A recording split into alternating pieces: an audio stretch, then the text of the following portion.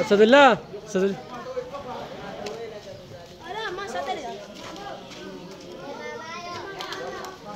اسد الله خان راشه اسد الله خان راشه سبب په دې موقع باندې دا کوم تقسیم چې روان دي خلک به صبري کوي کنه یا نن سبا موږ ډېر ګران شوي تاسو ګورئ روزي څومره ګران دي ډېر څومره ګران دي دا ډېر ګران نه سبا ده ځکه دومره کوي دومره بېتابه دي دا زمونږ عوام دا خراب دي دومره دغه کوي دا دی ښه ابوبکر خان نن بیا چې کوم دی نو دغه شوي دي ښه پریشانه کړي دي ګرانو کتونکو لکه موږ وایي چرچ وکړي یو څه که نه خو دا خلک ډېر رس کوي او دوه چې کوم دی نو هغه وړي نو په دې وجه باندې چې کوم دی نو مسله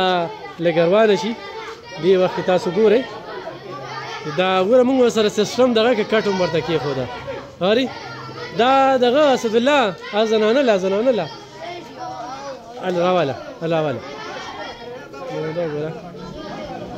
دا باقاعده لرې ځای نه راځي ګرانو کتونکو دا خیرات دی ښه خیرات هر سړی وړي شي دی کې دا دغه نشته هغه دی غرور هغه دی را روان دي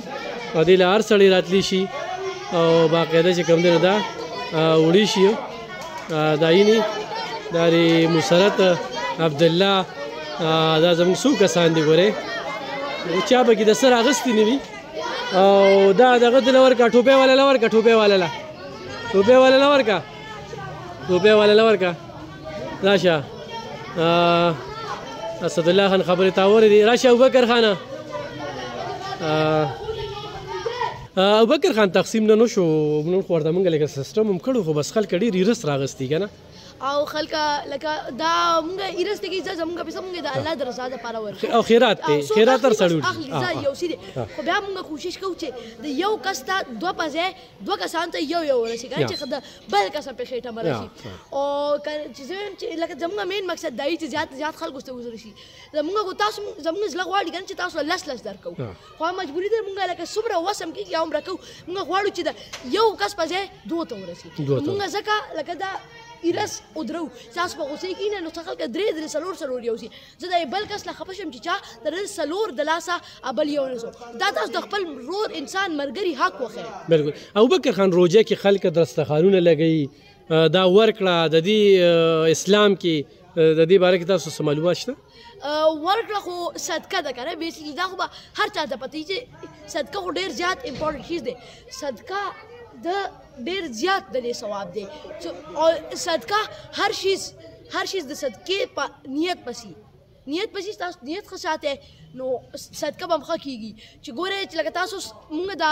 الله پاک فیصلې په نیتونو کوي بلکل مونږ دا میډیا کوو زموږ نیت ښه دی زموږ نیت دی چې نور خلکو ته ورسي نو الله پاک له مونږ هم د دې میډیا ثواب راکوي د دې میډیا تاسو دومره ثواب سوچ نشئ کولی تاسو چې ما ګورئ که نه او زه تاسو ته دا ښه میسج درکوم ستاسو کتلو ته هم ډېر ثواب ملاویږي ما ته هم ډېر زیات ثواب ملاویږي تاسو د صدقې علم درکوم بل چې تاسو دا خیرات اینې نو دې کې د لاسه چا په زړه کې دا سوچ رالی یاره دې دا دومره روجې ورکوي زه یو هغه ول نشم ورکولی یو کجوره ول نشم ورکولی د ګلاس اوبه ول نشم ورکولی